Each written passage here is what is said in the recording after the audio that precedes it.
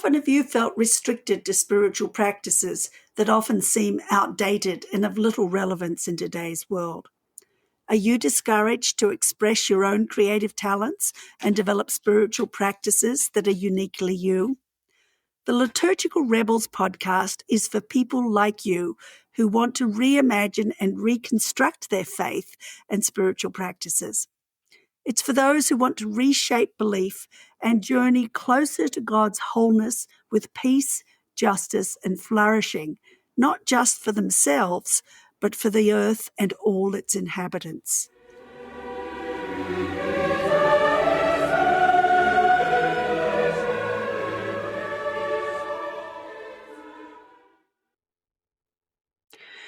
In today's episode, we continue our Advent series, looking now towards theologians and authors who see beyond the sentimentality and often superficiality of Western Advent and Christmas celebrations to the real story of struggle, resistance, abusive rulers, and oppression that was so much a part of the context of the birth of Christ.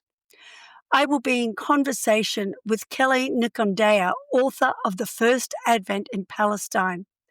Kelley is a writer, liberation theologian, and community development practitioner.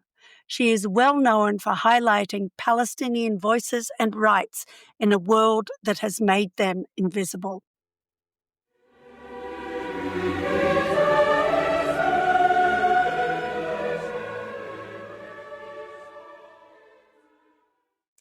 Kelley, it is such a delight to finally get to meet you as close to being in person as I think we are going to be able to do, at least in this point in our lives. So welcome to Liturgical Rebels podcast.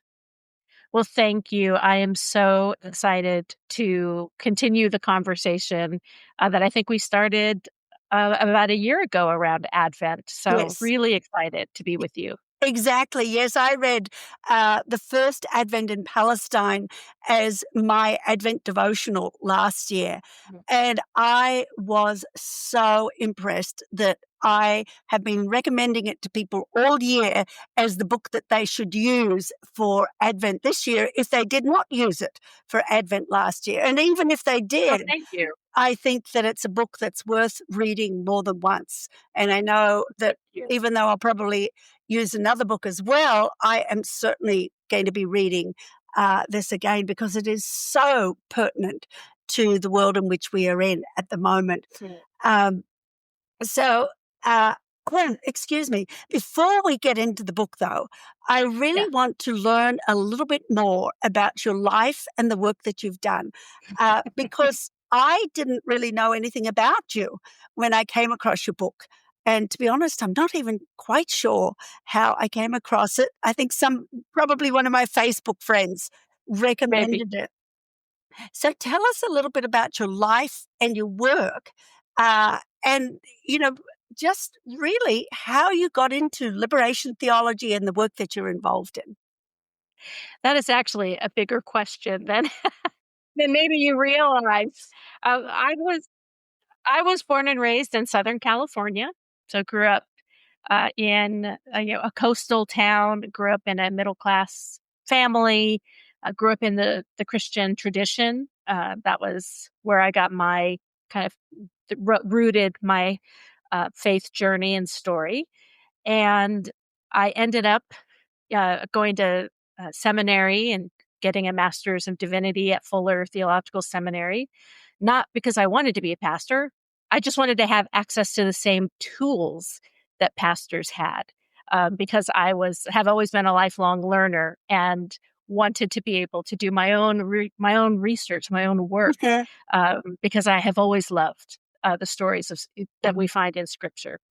I ended up meeting Claude, my husband, and he is born and raised in Burundi, which is a small country in East Africa.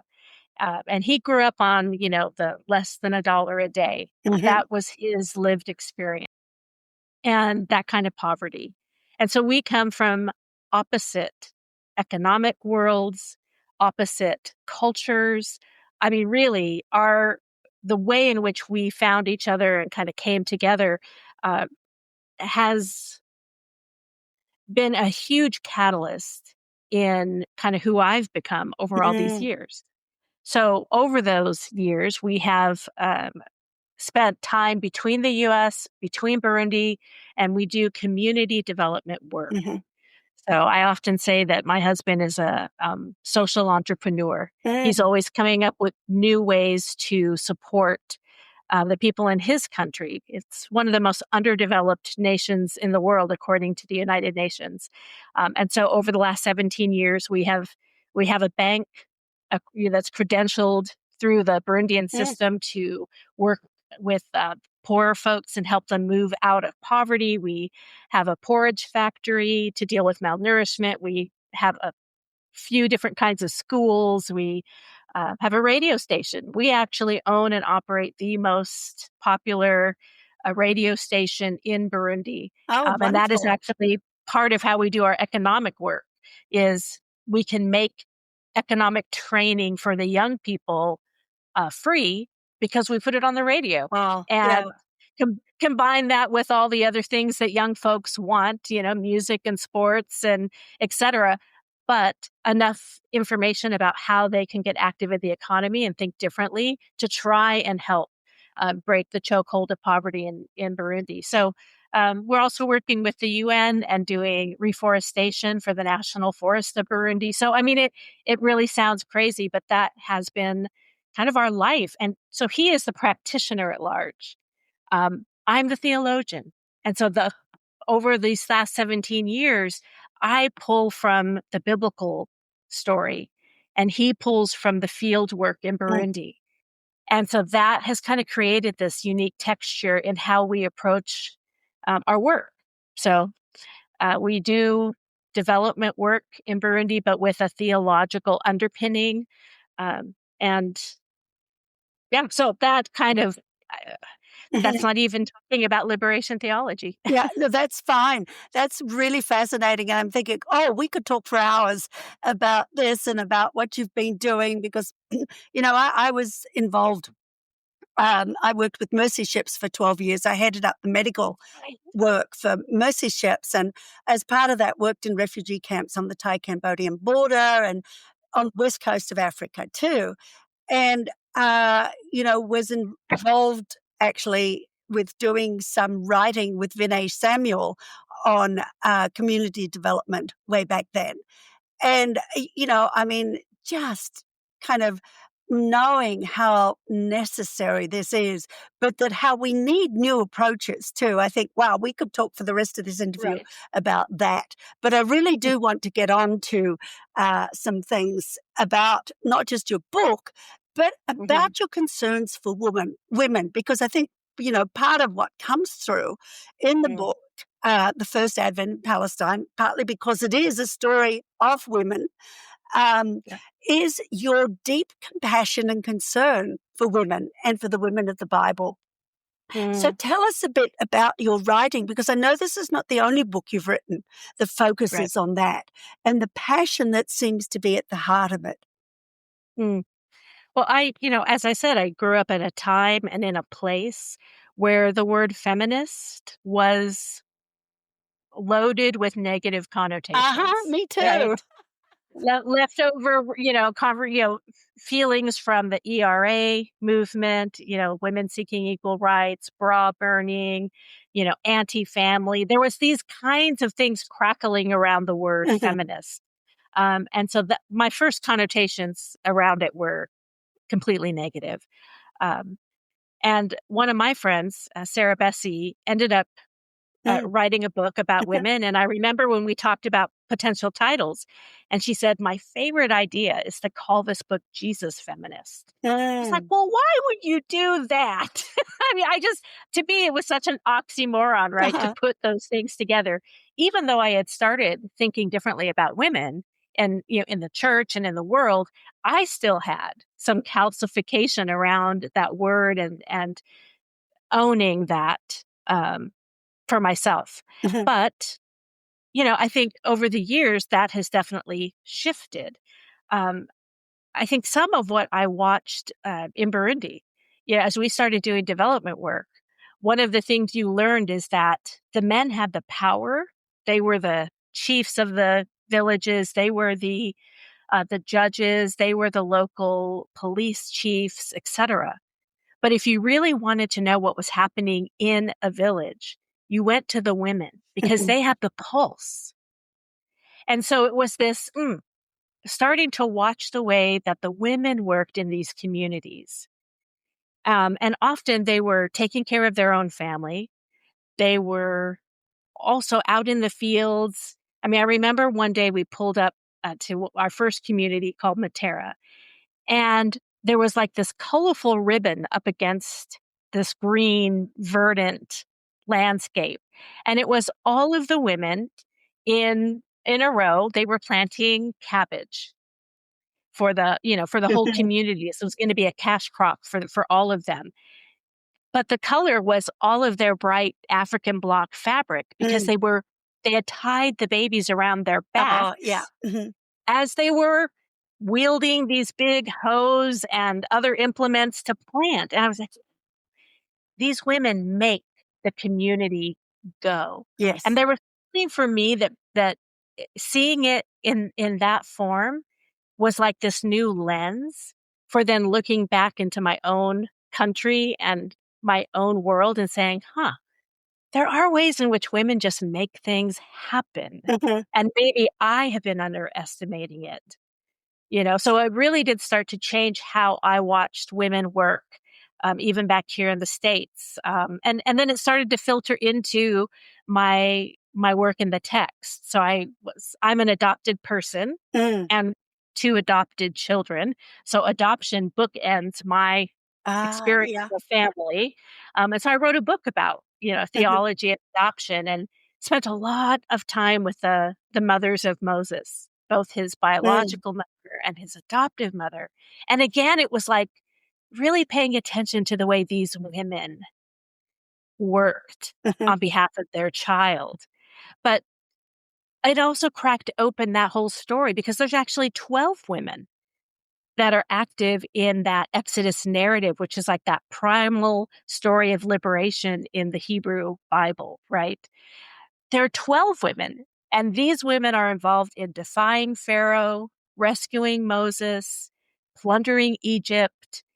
They are part of creating the possibility of liberation alongside Moses and Aaron and all the others. And there again, it's like once I saw that, I was like, oh, I can't unsee Mhm. even in Yes. where women show up and how they work. Um, so yeah, I mean, so that thread just kept on, and I just kept on. Okay, now I have the lens from Burundi. Now I have this lens from the women of Exodus.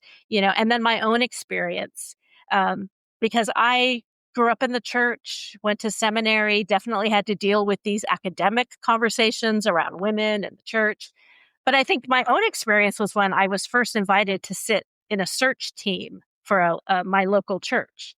By this time, I was 27, Uh-huh. but I was the youngest person on this unwieldy team of 19 people. And most of them were older white men. Mhm. And I think there was something about sitting in that space with them. It took us over a year, to find a new pastor. But I realized, oh, wait a minute. They're not necessarily smarter than me. They don't necessarily have more insight. They are not necessarily better leaders um, than me or the other women who were part of that conversation. And even my own experience started to challenge and create a different lens to say, wait a minute, we bring something, and we bring something equally wonderful, equally necessary, and so all of that together, just now I'm like, yeah, I'm a feminist. And I don't even say I'm a Jesus feminist anymore. I feel like that was a kickstand. Mhm. That was those training wheels. Now I'm like, yeah, I'm a feminist. And I see that in our biblical story. I see it in our work overseas. I see it here in my own community as we are out on the streets and trying to advocate for our neighbors and immigrant communities here in Arizona, where I'm at right now. And yeah, this is a huge part of how I see the text and see the world and how I show up. Mhm. Isn't it amazing how we can I think many of us start with blinders on. in terms of our faith and the things that we see. And I know I certainly did. I think it was my medical training that started to open my Mm. eyes. And then when I went into medical practice, I was working in New Zealand for a short time before I joined the Mercy Ships.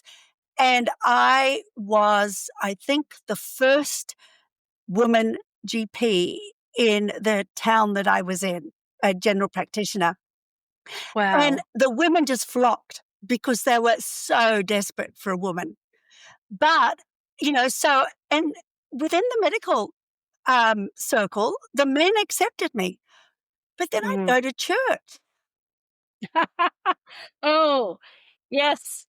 And the experience was different, right? It's totally different, yes. So anyway, I don't want to get into that, but that was what really started me thinking, hey, what's wrong here? Mhm. Is there something wrong with me? Or is there something wrong with the way that the church looks at it? And I think a lot of women go through that. Mhm. And I know over the Yes. years, I've had many women come to me once I have been in a situation where I've been more recognized, um, Mm. and ask me, how they can find the same kind of freedom, and not just Yes. speakers or people like that. I mean, I remember being in the refugee camps in Thailand and having Mm. one of the refugees come to me and say one day, she said, my hope for the future is that Mm. one day my daughters will have the same kind of freedom that you have.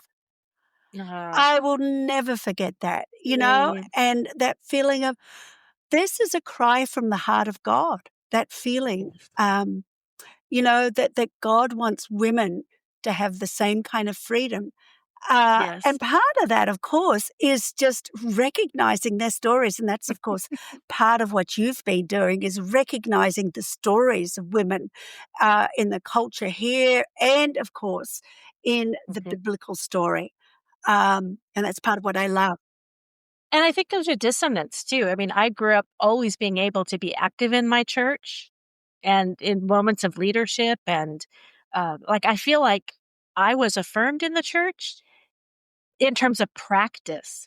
But when I looked to the text and when I listened to what was preached, it cut against we are running the church, we are making it happen, we are the one without us, nothing would have gone, without the Yes. women volunteering and leading, right?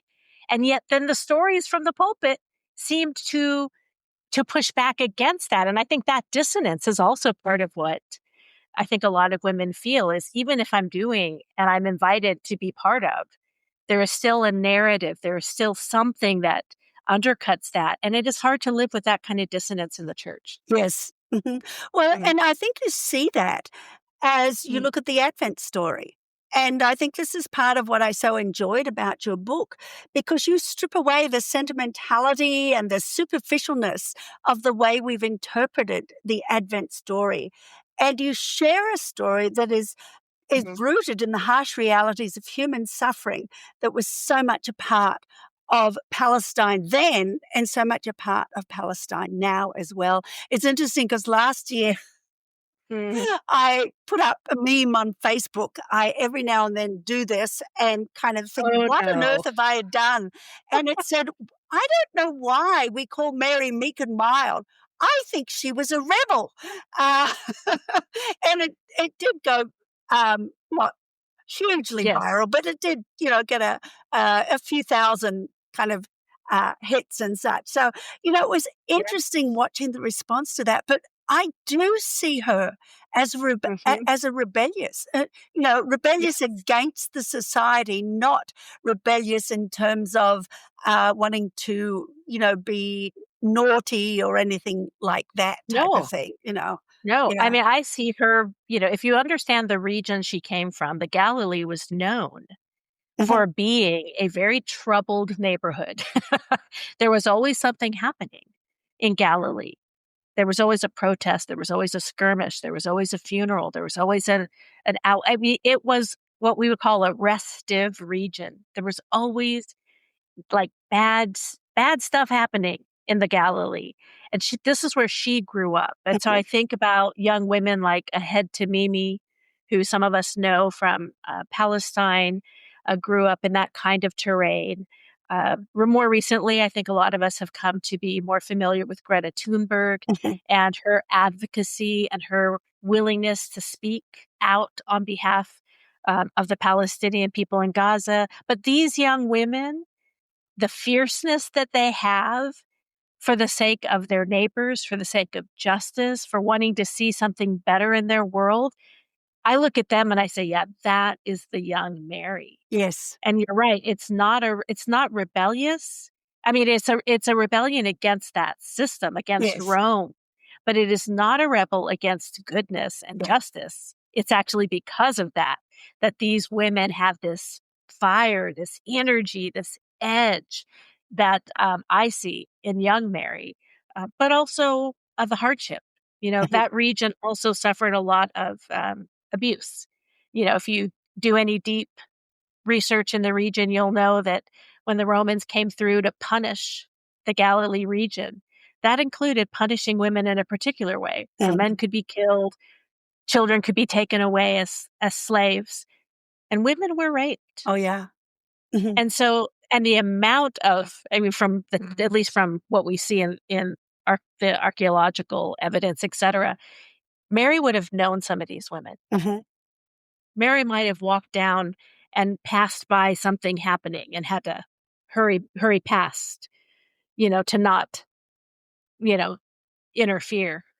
Um, we don't know to what degree she experienced that, but there was no way that she was not aware of and somehow touched by that kind of abuse, and so deeply aware of the fraught situation for women in places like that. And sadly, that is also part of the human story. Oh, yeah. And Mary's right in the thick of it and is shaped by that kind of, you know, the awareness of that kind of abuse, Mhm. and having to survive it, alongside, maybe her cousins or her aunties or other neighbors that she knew who suffered this. And that is also part of the story of women then and now. Yes. Oh, yeah. When I worked in the refugee camps, I mean, you can't work there long before Mhm. you start to realize how many of these women have been raped, how many of them have been abused. Uh, and the shame they bear. And you think, of the shame that Mary must have borne because she had a Mhm. child out of wedlock. Uh, Yes. and, it's not the men that bear the shame.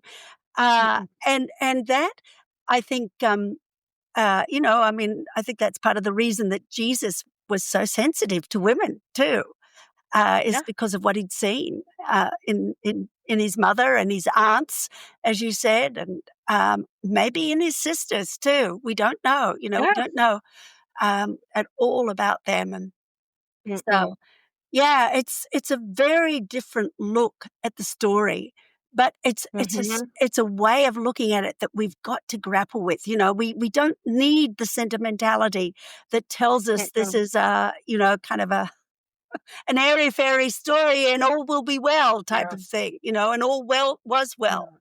Um, And I think that was some of my own struggle with kind of I had always loved Advent growing up, and then there came a time, I think, as I got older and started wrestling with things in the world, that I felt like these stories are almost like a form of spiritual bypassing. mhm, yes, Right. Let's put definitely. the pause button on all that's wrong in the world, and let's go down to Starbucks and get our little red cup of coffee, and let's get, there's twinkle lights everywhere, and we can kind of dip into this magical world that's softer and cozy and this beautiful idyllic story about joy and peace and goodness coming into the world. And I was like, yeah, but that doesn't track with the actual world that we live in. And I think that by pulling back and really looking at the terrain and really looking at what these people survived, as in Mary and Elizabeth and Zachariah and Jesus, and like really looking at the dynamics they were up against, when you can pull aside all the sentimentality and all of that has kind of been encrusted around that story over the centuries, really, as you can pull it back, actually, it's very familiar. Mhm, Stories yes. about increased taxes, forced migration, um, the violence of the military, the violence of the economy, women and them being abused. having to seek political refuge in a neighboring country. All of a sudden, all of the things that are in our Advent story, stripped of the sentimentality, are very familiar to Yes. us. Yeah. And that's what brought me right back in to say, yes, this is a story that still speaks to us. Mhm. Yes. Oh, very much so. And Yeah. more all the time, and the more we strip away Yes. that sentimentality, the more it speaks to us at a human level, Yes. of God's concern for us, I think, and Mm, of the true impact of what it means to have Jesus come into our midst in this way. It's mm, wow. It's much more powerful way of looking at it, I feel. mm. Um, I One of the statements that you make in the book that really I spent a lot of time reflecting on is in the first chapter, where you say some call the land of Palestine the fifth gospel because the Mm, land reveals much about the life of Jesus. Now we're talking, mm. of course, already to a certain extent about that, but what do you Right. mean by that? And how do you feel we can make the story more relevant from that perspective as a fifth gospel? Right. Well, I think for me, some of this is part of how I even started, you know, to interact with these narratives in a fresh way was, oh, if I'd been traveling to Palestine, a handful of years in a row and deepening my connection to the place of Palestine, and Israel as well, to the people that live there who were becoming friends, and to the political realities of that space. And it was like how all of a sudden I was confronted with these dynamics that totally changed how I even Mhm, understood the biblical text. And these are all things, right, connected to the land itself, the people, their politics, their culture, the place. But I also started to pay attention to, Herodium, which was this, it's if you go visit Bethlehem today, Herodium is one of the sites you can go and see. It was mm, Herod's, he built a big mountain, it was a fortress, but it was actually a surveillance system. mhm, That's what it was. It was Herod's surveillance system. It's like, oh, if you take seriously that man-made mountain and what Herod used it for, there was always government surveillance, right? Or if you, take, as we already said, the Galilee region, and you take seriously that this was a place where a lot of things were always popping. It was a dangerous, precarious place to grow up and to live. What does it mean that Mary was formed mhm, there? Her understanding of the world, her understanding of her faith, her understanding of herself as a woman was formed in the Galilean street. mhm, What is okay? So what does that already tell me about Mary that maybe I didn't read in the story, but is there in the land? mhm, And I think about Bethlehem. If you look at a map and you see where Bethlehem is and all the other places Jesus traveled during his adult ministry, you're like, oh, it's right in the thick of things, not too far out of Jerusalem, over by Bethsaida. mhm, But we never hear of Jesus circling back. And I started to wonder, well, why wouldn't we heard about him going back? He would have had family there, connection there, and it's like, oh, is there something about Jesus not going back to Bethlehem that speaks to the trauma that would have mm, in his body, knowing that massacre of innocents was because Herod was looking for him, mhm, and all the people lost children and family members during that time. Was there something in him that I just yeah, can't, interesting. Yeah, I can't, hadn't thought of that, right? but mhm, The humanity of what Jesus carried in his own body. mhm, yeah. So that's where I think kind of the land itself uh, contributes more to the story, and why I think others call it a fifth gospel. And along these same lines, I love that you place the birth of Jesus not in a stable far away, but in the family home. And this is something that I came across, 10 years ago when I read Kenneth Yeah. Bailey talking about Oh yes, this. yes. Yeah. And I think, it's much safer to have Jesus Mhm, stuck out in a stable away from the mhm, home. It's kind of like we can separate him from our lives in so many ways. But, hmm, you give this beautiful imagery of him being born in the middle of a family, surrounded by yep. women and midwives. And so, can you tell us a little more about your impressions of the birth of Jesus and those who surround him? I know this is for Advent, but I think we're always looking forward to the birth of Jesus in Advent. Right, right.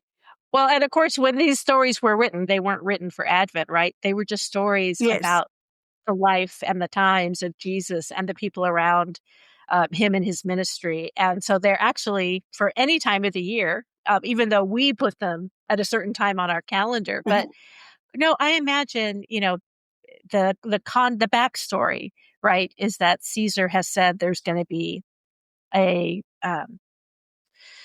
oh, everybody has to go to their hometowns and mhm. register Census. for Yeah. the Uh, census. There we go, mm, for the census. And of course, the only thing that that would mean to people is we're about to have a massive tax hike mhm, because the only time that rulers wanted to count was so that they could figure out how much more can we extract mhm. from people. So you can imagine the conversations that Joseph and Mary had on their way down from Nazareth.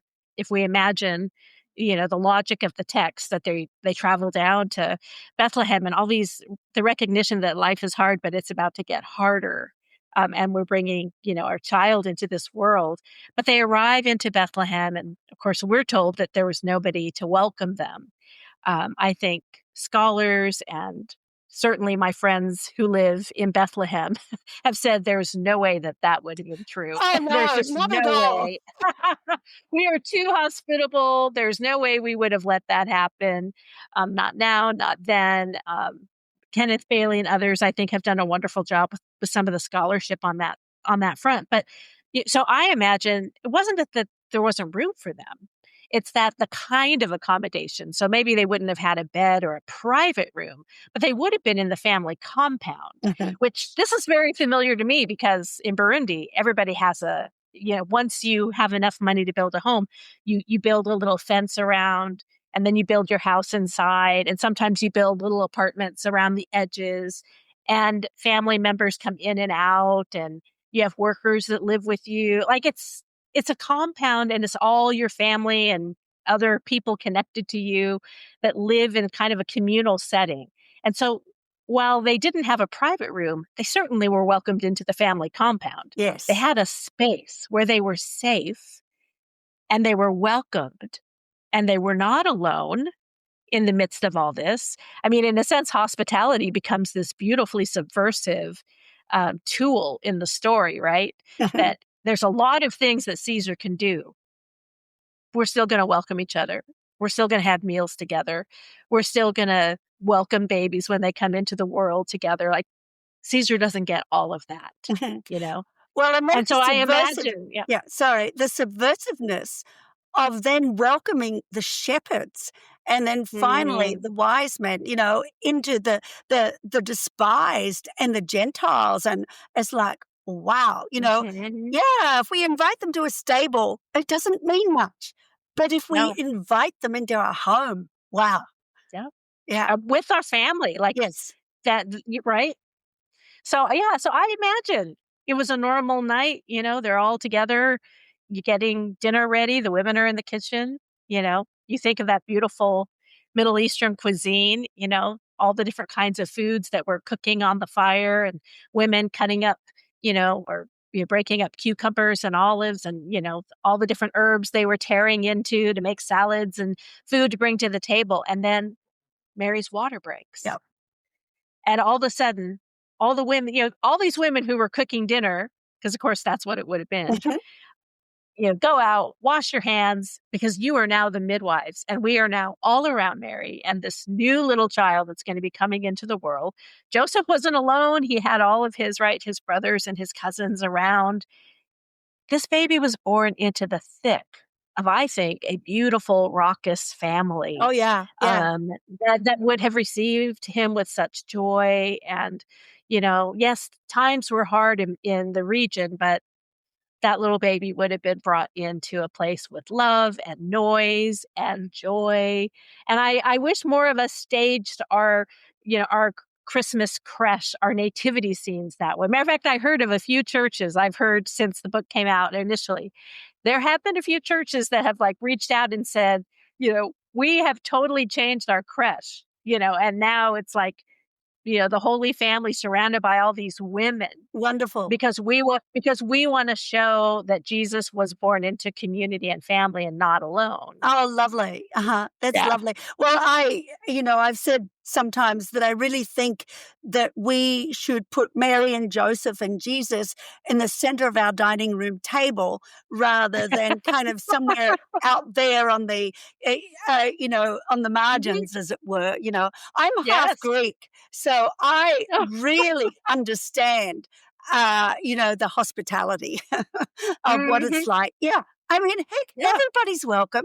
Yep, even Yes. if it's somebody that you don't like at all, you know, Yeah. when there's hospitality, you welcome them, that they're Yeah. still embraced as part of the Yeah. family, and you just would not, Yeah. And not. who's to say that there wasn't some little bit of unease with Mary? Oh, yeah. You know, the stories that would have preceded them arriving about she's already pregnant, and was that what happened there? Was that them getting ahead of schedule? Was something else going on? Like, there might have been some of the members of the family who weren't too keen on, you know, this young woman entering the Oh, I'm family, but sure. Yeah. nonetheless, Uh-huh. but Uh-huh. nonetheless, they're welcomed in. They're safe. They're Yes. loved. Yeah. Yeah. No, I think that we need to focus more on that, and I'm glad that some of the Mhm. churches are changing the way that Yeah, they look at this as a result, because yeah. it's I in some ways it's much more challenging for us to think of the Mhm, story in this way. As I said, the stable's out there. Let's invite people to the stable. No, mhm, invite them into the mhm. heart of our home. Yeah, Wow. yes. And, it's like, I think I see the shepherds coming, and I think it's like inviting the homeless people into our Mhm, home. Uh, right. it's like inviting, people that we're not comfortable with into our home Yeah. at this Let's season. invite the people who are, the dishwashers at your local taqueria that Yes, you love to you'll go out there. They're essential workers, like the shepherds were essential workers. yes, But will you welcome them into your home? Will you share your good news with them and yes. let them be part of the glad tidings? That's Oh, yeah, it's a yeah. very, very special thing. And the other, I suppose, verse, or paragraph that really got to me was towards the end when you talk about Mm, Jesus and the fact that basically after the Advent story, though of course there's the story of Jesus going up to Jerusalem, and right. maybe Joseph was there when he was older, but basically you just don't hear about him anymore. Mm-mm. Um, and you're one of the few people who I've seen reflect on that in a way that just it was both very sobering but very Mm, impacting. And you say, even he, Jesus, didn't escape the heartbreak of the haunting presence of empire. He was not spared the personal trauma of loss or the difficult learning of how to live without a loved one, talking about mhm, Joseph. So, mhm, you talk about him both inhabiting a traumatized landscape and mhm. experiencing a traumatized childhood. Can you tell us a little bit about what you think might have happened to Joseph and how, Yeah. again, it impacts this story? Well, here I am indebted to the work of John Dominic Crossan, who wrote about this so poignantly with Marcus Borg in Mhm. their book about Yes. the first Christmas. Yeah, but so I followed his lead and followed the breadcrumbs that he left for me. But I really do agree with him. I believe that a lot. So Sepphoris was a town just right across this shallow valley from Nazareth, and there was lots of building happening in that region. So people like Joseph, who was a stonemason. I mean, we say a carpenter, but actually, most likely a stonemason, most likely would have gone across this shallow valley and worked on some of the projects in Sepphoris. But Sepphoris was also kind of the administrative um, locus for the empire. It was one of their places where they had, their cache of weapons, and, they had their soldiers, etc. So a lot happening in this little place. And it was also one of the places that was the occasion for a pretty terrible invasion, when Rome got really angry at some of the protests that were happening in that region, and they said, "We are going to punish you in a way that everybody is going to remember." And it happened in Sepphoris, and are there are more people who are starting to see the connection that this might be where we lost Joseph. Mm. That if he was in that region, if he was working, he could have been one of the ones who just never came home. Mhm. Mhm. And I tend to think that that is highly likely, based Mhm. on the evidence, that he just didn't come home, and that would have been something that he and his mother, Jesus and his mother, would have had to live with. I also think that, tradition has it that during the slaughter of the innocents, um, that Zechariah was trying to protect his child, Mm. and the tradition is that he was killed Oh. during that. Oh, During that, really? Yeah, I had not heard yeah, that. Yeah. Mhm. yeah. So there is some pretty strong church tradition that he lost his life trying to protect John the Baptist, who would have been a babe at the time. And so, you think, well, he most likely lost his father, but also could have lost his uncle. Mhm. What other family members too might he have Mm. lost to the empire, that Jesus wasn't spared? Which to me is, I mean, it deepens my understanding of the incarnation. Mm. That if God wanted to take on flesh and wanted to live into the human story, you really can't tell the human story without having to be honest about suffering and trauma Mhm. and the fight to survive and the losses that are all part of that. And that Jesus was not spared any of that either, that Jesus lived into kind of the most universal experience of what it means to be human. Mhm. And so that trauma it is in the incarnation. It is in the very body of God, Mhm. that deep understanding of what it is to live through that kind of trauma. It totally changed how I understood incarnation. Mhm. Yeah. Well, and it's interesting because I did not grow up in a liturgical church. And when I started going to an Episcopal church, and then you have Christmas, and then you have the slaughter of the innocents. It's like, woo! We go straight into it. And, um, Yeah. so that what you're saying, and how the liturgical churches kind of express this is definitely kind of very much Mhm. simpatico, I think. Yeah. And we've kind of, again, we've sanitized the story. We've cut out the suffering Mhm. because we don't like to Yes. suffer, so we want to cut it out. Mhm. But I think Yeah. that people are realizing more and more today that we cannot cut out the No. suffering. We need to recognize it's a part of not just of our world, but of our own life stories. Um, and, so And when we ignore what is hard, when we try, like, to bypass or to deny, to live in denial about these things, then we actually are robbing ourselves of the ability to have a deeply rooted kind of a hope, Mhm. or to have any kind of transformational possibility, because those things only happen when you are dealing with what's really at stake, what's really happening, and allow lament to be kind of the seed bed for the kind of hope and transformation that I think, the gospel stories are going to then give us. Um, you cannot, fast forward past the hard things and the hard feelings. And I think, to me, it's a much more human Mhm. story when you can strip it back and say, no, these were hard times, and there was a lot of pain, and what grew out of that. Mhm. Because actually, it sounds a lot like some of the things we are wrestling with And does that give us the sense that things can grow out of, grow out of this soil too? Yes. Well, and I think we're starting to see some of that as people are starting to engage with the depth of it. I think, Pope Leo is a good example of that, and starting to engage with things in a way that we have not seen a Catholic Pope engage with Yeah. them for probably a long, long time. It's Yes. exciting to see that. So, yeah, yeah. Now, I understand you have another book coming out shortly. I do. It's called Jubilee Economics. Hmm.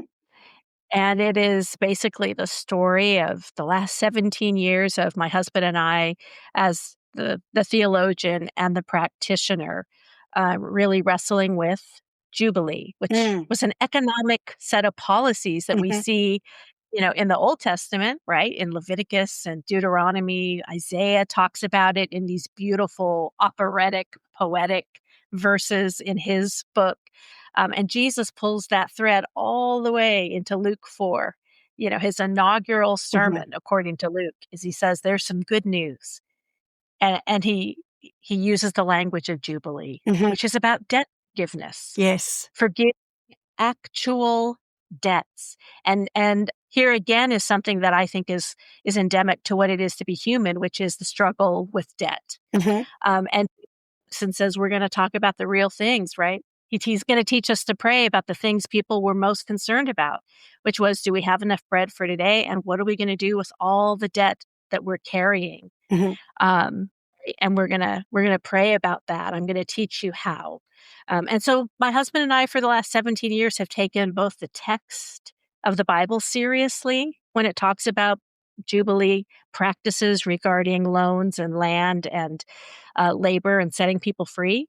But we also have tried to embody that in our work in Burundi. And of Wonderful. course, these are very different economies, very different, right? So you can't just forgive debts if you have a bank because Mhm. you'll lose your certificate of operation. So how else do we crack that nut and still live as Jubilee Mm. practitioners? And so it's our story. So some of it is very theological because that's me, and some of it is lots of stories about what it looked like, the good and the bad, and that comes from my husband. But I hope it'll be encouraging to people as we're, again, wrestling with the text and wrestling with the context in which we live in these crazy economies that require us to show up for each other. That sounds very interesting. Make sure you let me know about it when it comes out. That would be really good. So, is there? Next month. Oh, next month. And Yeah, we're in November. October now, November. So before Yes, Christmas. November. Yeah. So this won't. In fact, by the time this interview goes live, which I think is later in November, the book should be out. So that's good Should be out. news. Yeah, that's good news.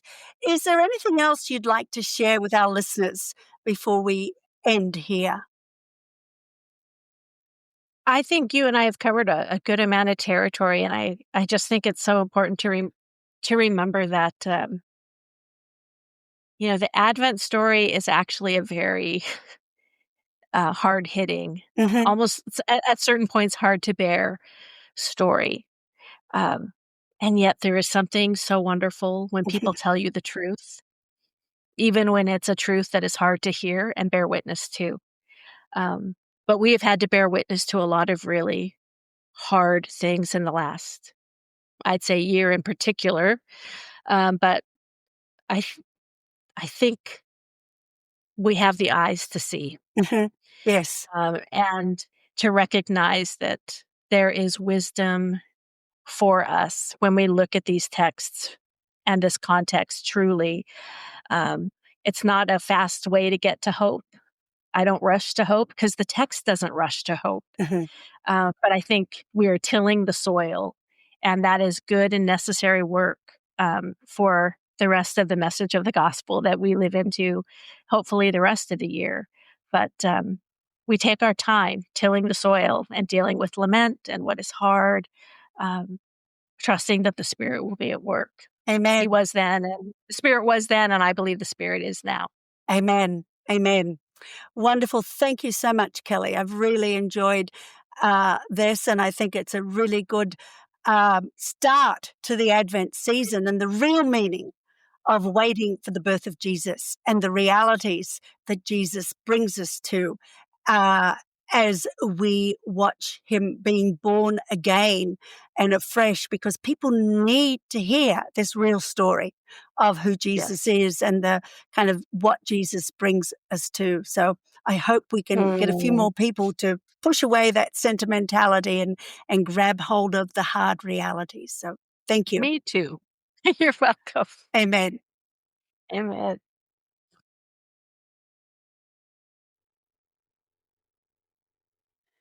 In today's episode of Liturgical Rebels, I have been in conversation with Kelley Nikondeha.